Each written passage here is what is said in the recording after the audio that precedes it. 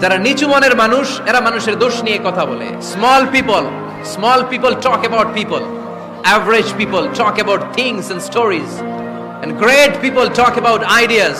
যারা নিচু মনের মানুষ এরা মানুষের দোষ নিয়ে কথা বলে। যারা মাঝারি ধরনের মানুষ এরা এলাকার ঘটনা টটনা বিভিন্ন বিষয় নিয়ে কথা বলে। আর যারা বড় মনের মানুষ এরা আইডিয়া নিয়ে কথা বলে। তারা তাদের আইডিয়াকে কাজে লাগিয়ে সমাজটারে পাল্টে দিতে চায়। কিছু লোক আছে দেখবেন সারা দিন চায়ের দোকানে বসে এই বাড়িতে এই সমস্যা, ওই বাড়িতে এই সমস্যা, ওই বাড়িতে এই সমস্যা, তোর বাড়িতে কি সমস্যা। কিছু লোক আছে এই হুজুরের এইটা খারাপ, এই হুজুরের ওইটা ভালো না, এইটা খারাপ, এইটা সমস্যা, এটা সমস্যা, তোর কি সমস্যা? তোর সমস্যা তুই খুঁজে বের কর, নিজের সমস্যা খুঁজে বের কর।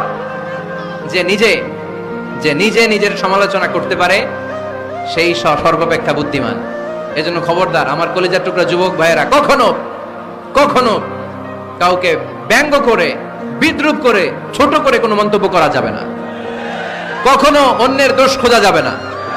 দোষ আমরা খুঁজবো, নিজের দোষ, ঠিক কিনা? দোষ আমরা খুঁজবো, কার দোষ? চিল্লায় বলতে হবে, কার দোষ? নিজের দোষ খুঁজতে হবে। এজন্য নিজেকে শুধরাতে হবে। ওয়ালা তালমিজু আনফুসাকুম, অন্যের দোষ খোঁজো না, নিজের দোষ খোঁজো। তাহলে ফেনীবাসীরা, এই হোক আমাদের স্লোগান, আমরা নিজেদের দোষ খুঁজবো বেশি, অন্য কারো দোষ কখনো খুঁজবো